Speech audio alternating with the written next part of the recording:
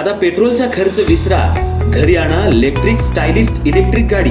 100% भारतीय बनावटीची electrics EV electric गाडी आता उपलब्ध। 5 वर्षांची वॉरंटी, आकर्षक कलर्स आणि स्पोर्ट्स डिझाइन। एकदा चार्ज करा आणि 100 ते 140 किलोमीटर पर्यंत रेंज। अत्याधुनिक सर्व्हिस सुविधा, लोन सुविधा सुद्धा उपलब्ध। आजच भेट द्या साई मोटर्स, किसान चौक, इचलकरंजी। संपर्क 93 73 27 57 52 किंवा 0230 299 77 66। नो पेट्रोल नो टेन्शन, इलेक्ट्रिकचा स्मार्ट पर्याय।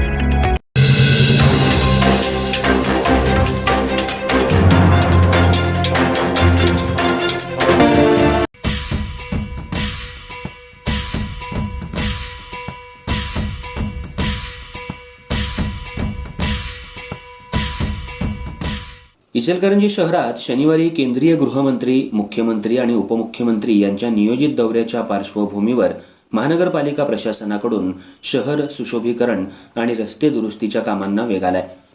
मात्र ही कामं केवळ मंत्र्यांच्या दौऱ्याच्या मार्गापुरतीच मर्यादित असल्याचा आरोप नागरिकांकडून केला जात असून शहरातील इतर भागातील प्रलंबित समस्या पुन्हा एकदा चर्चेत आल्या आहेत।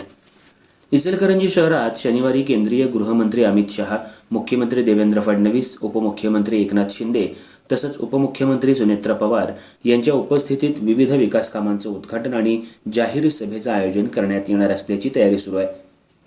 या पार्श्वभूमीवर इचलकरंजी महानगरपालिकेकडून शहरात तातडीनं स्वच्छता, रस्त्यांची डागडुजी, फुटपाथ रंगकाम, रस्त्यांवर पट्टे मारणे आणि परिसर सुशोभीकरणाची कामं मोठ्या प्रमाणावर सुरू करण्यात आली आहेत।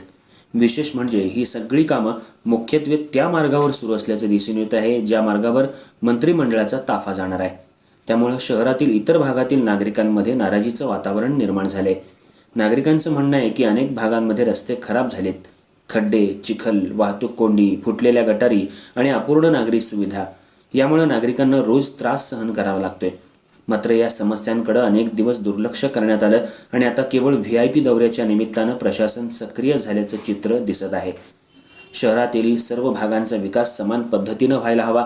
केवळ मंत्री येणार म्हणून काही रस्ते चमकवण्यापेक्षा कायमस्वरूपी नियोजन आणि दर्जेदार कामांची गरज आहे अशी भावना नागरिकांकडून व्यक्त होतीये। दरम्यान प्रशासनाकडून मात्र दौऱ्याच्या अनुषंगानं आवश्यक ती तयारी सुरू असून शहराच्या सौंदर्यीकरणासोबतच मूलभूत कामांनाही प्राधान्य दिलं जात असल्याचं सांगितलं जातंय। मात्र या कामांचा लाभ संपूर्ण शहराला कधी मिळणार हा प्रश्न आता नागरिकांकडून उपस्थित केला जातोय।